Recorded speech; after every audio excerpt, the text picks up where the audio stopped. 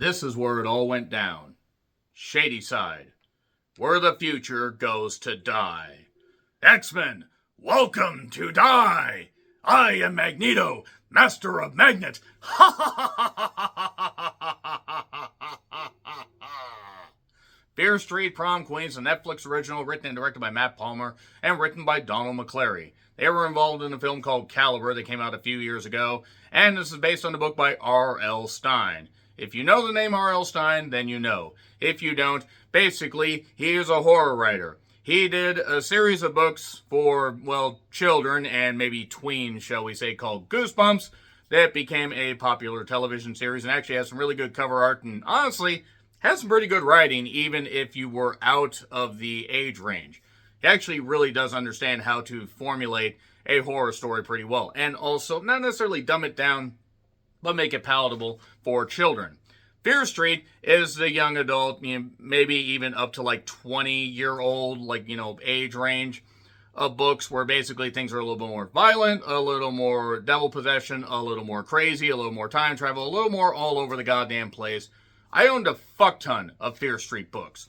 Then he tried to get into more adult stuff that I didn't necessarily care for, where the books were like the Christopher Pike adult novels. And yes, that's right.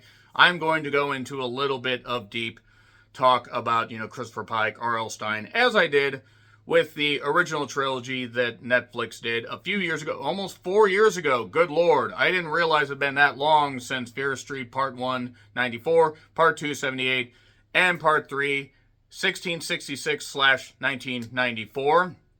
I didn't realize it had been that goddamn long.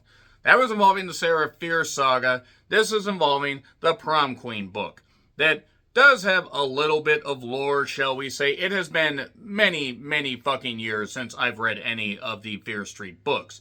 But I remember them having life and energy and enthusiasm and some good pacing. Not every story was perfect. There were certainly some that it seemed like he was just churning out the book because of a contract or a paycheck, or nothing wrong with that. You can't bat a goddamn thousand. And you can check out my old reviews if you want. But I thought that 1994 was pretty good, a little bit uneven. The gory kills certainly did add a little bit of levity, trying to make it, a little bit less tweeny and a little bit more adult. 78, I thought, nailed the time period really goddamn well. And unfortunately, the latter one, I don't think really, the 1666 part just wasn't all that great. This has nothing to do with that, but I just thought I'd kind of set the tone for what you can expect from Fear Street Prom Queen. Don't expect any of that, I'll just say that much. We have Lori Granger, played by India Fowler, who is a bit of an outsider, shall we say. Her mom was involved in something. There was a prom that was canceled because of a certain little thing that turns out to actually be a big thing that factors into the finish of this whole project. And she has a friend named Megan, played by Susanna Sun, who was in Red Rocket, who actually is a terrific actress, I do want to say. And there is a bully named Tiffany, played by Fina Straza. A lot of weird names in this. Her mother is Catherine Watterson, who she plays Nancy.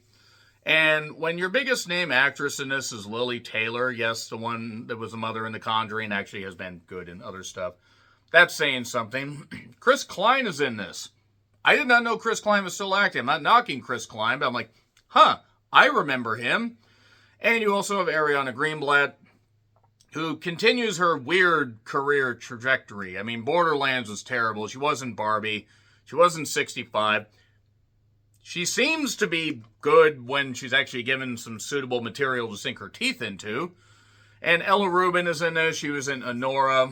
And it's populated with young people that are trying to capture the spirit of the 80s. And more on that in a bit, because there were a lot of contemporary songs for the time that they just slammed into this movie. This movie, by the way, 90 minutes with end credits. There were 9 songs that I counted. 9 fucking songs. That is like one every 9 minutes, maybe one every 8 to 9 minutes.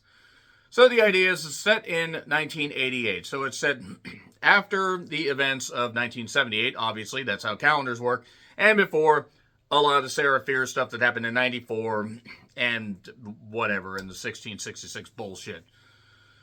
So, there is a prom killer, and Lori Granger finds out that even though she has no chance of winning, she's going to run for prom, but it's going to be no ordinary night.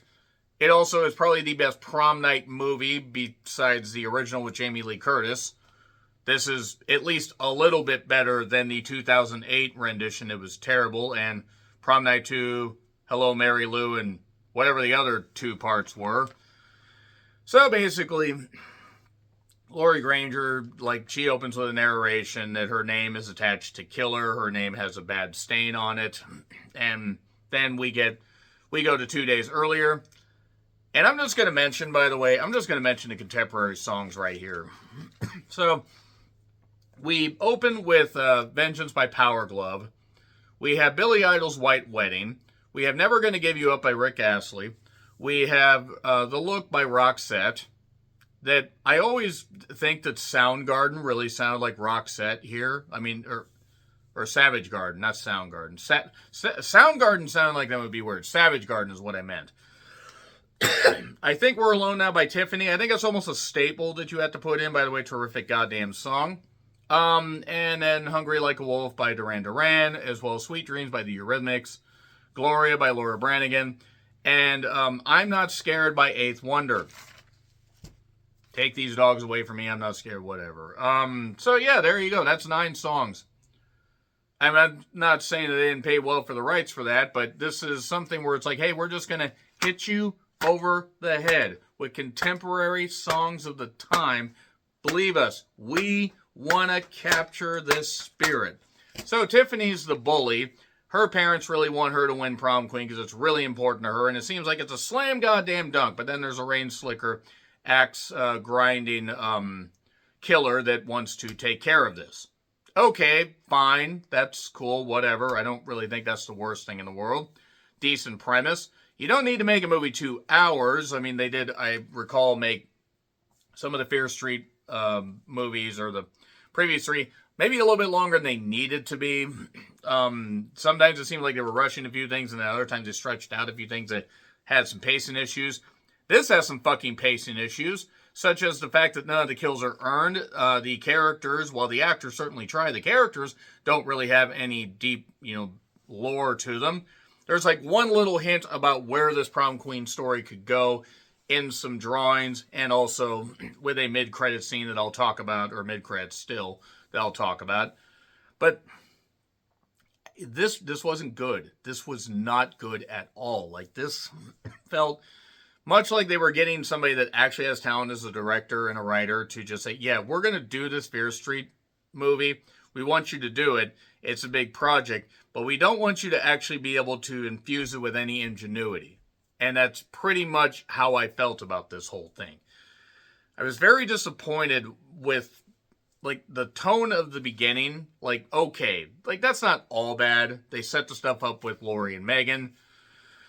And they try to, give it an idea of who the killer could be. By the way, there's only, there's only 1 or 2 options as to who it could actually be, especially if you know anything about the story, if you know anything about R.L. Stine. He's not exactly great about not, leading you away from who the killer is. But this is a standard slasher.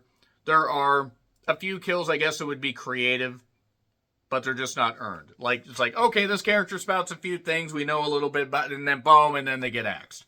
Or, oh, they get a saw in the face. Or, oh, they get their head chopped off. Or, oh, they get their arm chopped off. The comedy doesn't hit at all.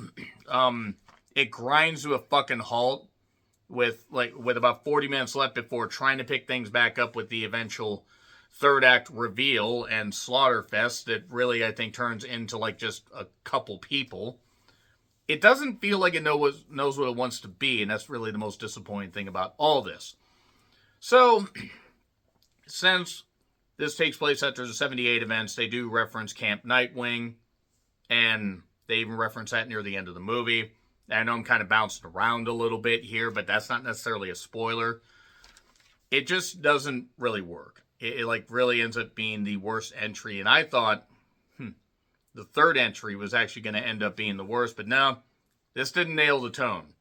it just nailed the fact that Netflix really just seems to be churning this stuff out just to get people to tune in. And that's fine. You're using a popular IP, you're using a popular book series that aren't always interconnected. There are a lot of just standalone stories.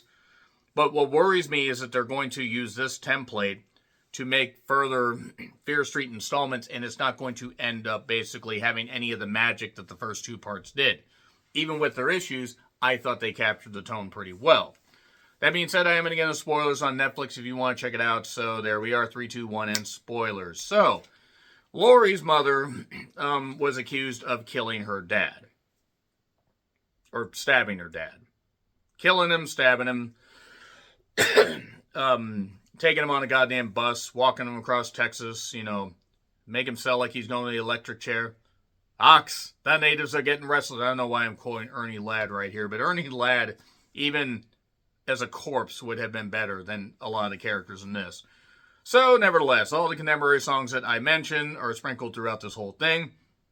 Lori wants to become prom queen. She has her friend Megan.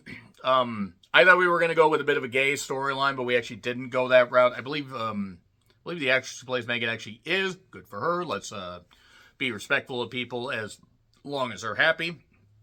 And Tiffany's the bully. Really picks on her. Picks on the fact that Lori's mother, ended up stabbing her dad, and that's why the prom was canceled and that kind of stuff. And Nancy and Dan played by Chris Klein, by the way, they're Tiffany's parents. They really want her to win. I will say that, the actress playing Tiffany, she does fine as the bitch, but she's also not really given a lot to do besides be the bitch. And there's drawing of a satanic queen family, seemingly. I wonder what that's going to entail later. Because a lot of this stuff I've realized, you had the Sarah Fierce stuff, you have various things going on. The cheerleader saga, which that was tied into, and other stories from R.L. Stine. Satanic or, dark rituals seem to be like at least 60 to 75% of his books. So, we get a brief, chat with the mother, and then we find out, we get some characters sprinkled out. And there's obviously Easter eggs tied back to the book, which, to be perfectly honest, I probably missed some of them because it's been fucking years. But I think even people that are seasoned on the book will probably miss some of this stuff because they just pop it by so fast. So, there's a guy named Tyler, played by David Acciano, or Ikeano. Ico Pro, I should just call him. You gotta want it. Nobody's gonna get that unless you're a longtime wrestling fan. Tyler's with Tiffany, but realizes, this really isn't going all that well. Oh, yes, and Ariana Greenblatt's character is a drug pusher that gets killed just stupidly in an alley. Just gets, turns around, gets axed, and gets killed. That's actually about the level of creativity we get with the kills here. I do have a lot of notes, so I apologize, and her name is Christy. It's ridiculous. There's a, Funk Master Freddy, DJ Kid. I swear that kid's been in a few goddamn books, if I recall correctly, that character name. There's a guy named Judd that is a real dick that wants Freddy to only play, proper songs. By the way, they had to play them on records. And just throw random characters in here. There's a character named Spider. There's various others. There's some girls running for goddamn prom. And there's the killer. The killer has a book of people crossing out and everything of people that are conveniently, running for prom queen. And the VP lays it on thick about the mother and everything. It almost made me think they were trying to go for Lily Taylor being the killer. Like, oh, you got... By the way, You Got Another Thing Coming was another song, so that's actually 10 fucking songs. So, and then there's Harmony reporting from, for the Shady Side News. There's no Sunnyvale. By the way, Sunnyvale's the good town. It's like Shelbyville and, Springfield. Or, well, whatever. Let's just move on from that. And there's a mixture of the home video stuff for the news and then the glossy, footage. And remember, your candidates should be judged on their behavior tonight. I think everybody should be judged on their behavior, and everybody should be executed for their behavior, because their behavior is almost like AI running bodies. There's the look by Roxette where the various candidates are dancing in Star-Spangled Banner bathing suits. I mean, they're one pieces, but they're high cut. And the principal, was being a little bit creepy, judging, wowzers, judging teens. They're like, okay. I mean, I'm not knocking the guy playing the principal, but whatever. So Linda, who wants to run for prom queen, gets killed. She actually gets gutted. Off screen, by the way. I mean, her guts spill out, but we don't see what actually happens. And then her boyfriend gets his hands cut off, which is kind of hilarious. Then I Think We're Alone Now plays, and it's funny that that's by Tiffany, and they have the villain being Tiffany in this. So,